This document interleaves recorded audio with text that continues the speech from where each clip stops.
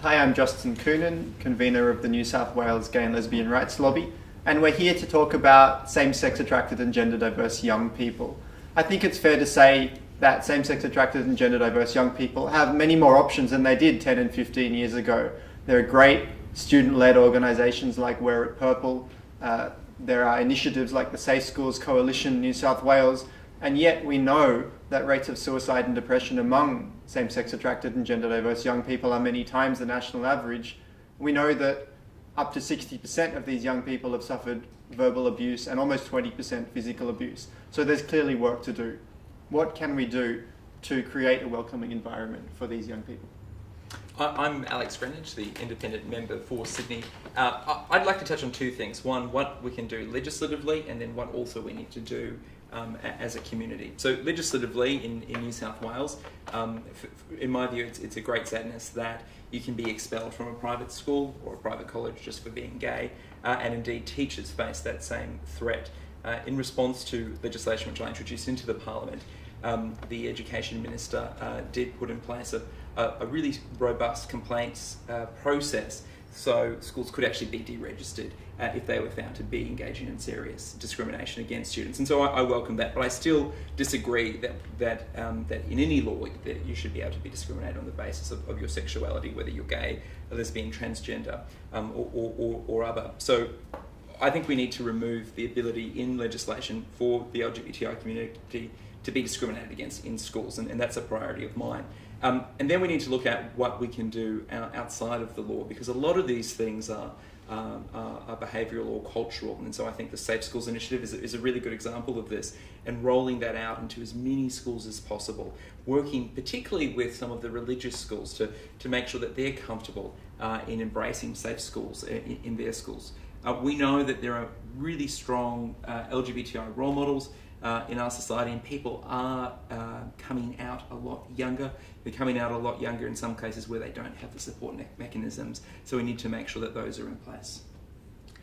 I think probably one of the saddest statistics about what you said was of the 60% of young people who say that they have experienced some sort of homophobic or transphobic abuse, 80% said it occurred at their school, and that's just not acceptable. Schools have to be safe environments. Schools should be best practice environments, if that's the best way to put it. Labor's got a really good record on this. When I was the Education Minister, I introduced Proud Schools, which was the progenitor to the Safe Schools program. That was a really successful program, and after Penny Wong, of course, then funded the national program, we're now looking to roll out Safe Schools through your coalition in New South Wales. The good thing about the Safe Schools model, of course, is that it also is available for non-government schools as well. When I introduced Proud Schools, we were only able to make it available for the government schools, but now we've got a program that can be rolled out to non-government schools. But the issue is still what Alex was saying. We want to make sure that the schools that are struggling with these issues or have these issues apply for the Safe Schools program, and that's sort of the next thorn in the side. You know, we've now got this great program, it's available for schools, but how do we make sure that the schools that have issues are actually adopting those programs? There's also work to be done with the curriculum, with the PDHP curriculum, so that we actually make sure that people know they're not alone, you know, that same-sex attracted young people know that there are many people like them and it's totally normal what they're feeling. I'm Trevor Khan, a Nationals member and member of the Legislative Council. 4 years ago, Verity and I sat on an interesting panel where these same issues were discussed. I think at that stage there was real issues as to whether the Proud Schools program that Verity had been so instrumental in would continue to be rolled out, and of course the good news is it continued to be rolled out. And I think that's an indicator of how much things are changing, at least at a government level. Of course, as rightly has been pointed out, the Safe Schools program has really taken over that role. But what we all recognise is that so many of these problems are not in a sense at a government level, they're at an attitudinal level.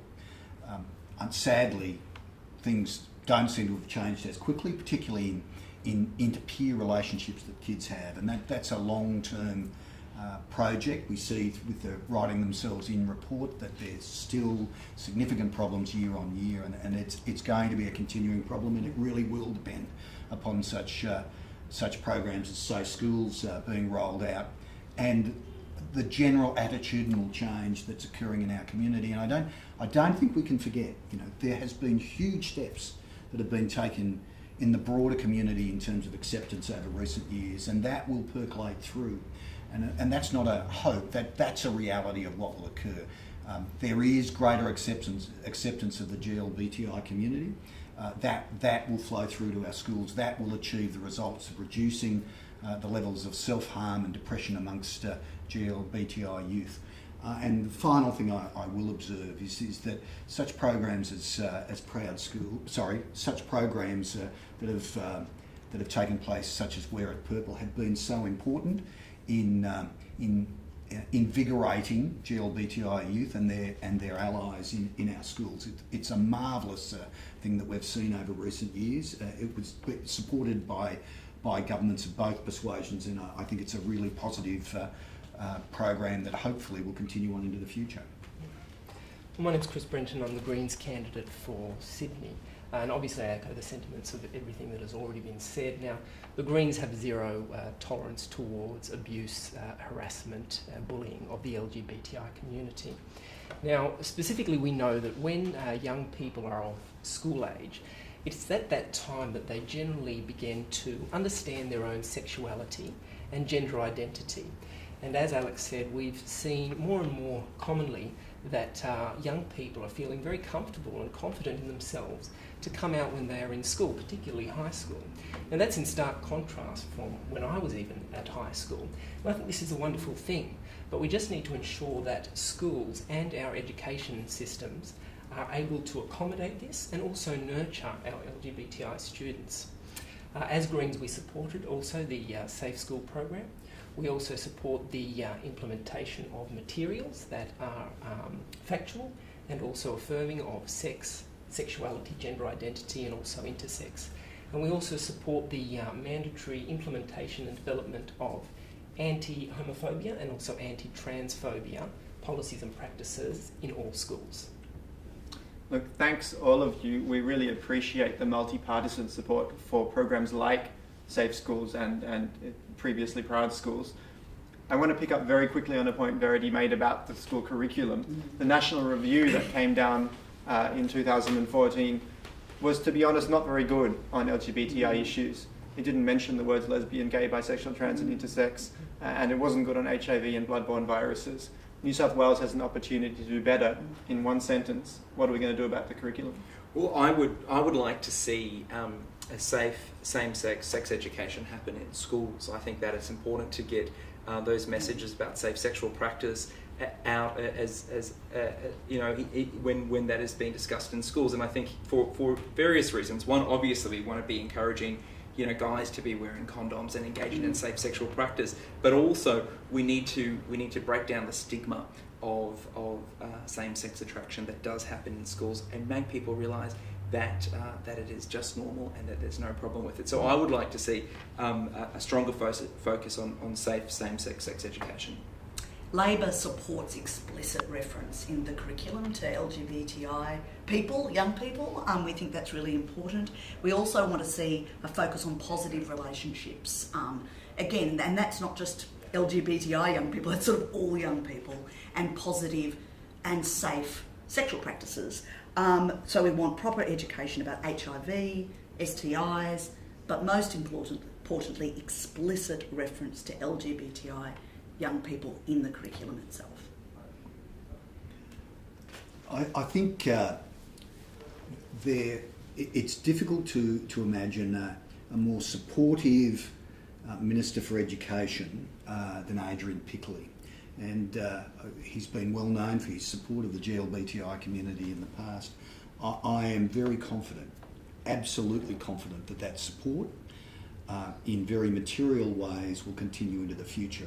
I think, again, we have reached a point where rather than these issues being ones that people avoided, that he and his department are prepared to address them in material ways that benefit young people.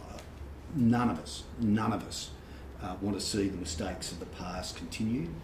We need to see better outcomes for our kids, whether it be through safe schools, whether it be through changes in curriculum that achieve better outcomes for those kids.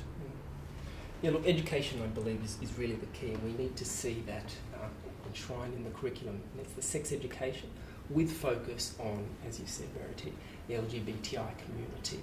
And facilitating those discussions in the classroom, I believe, will also foster tolerance among students. And we'll also have those open discussions in regards to things that go along with being LGBTI, such as depression, such as the possibility at risk of homelessness, and also addressing the risk of potential suicide. So I think that is absolutely important.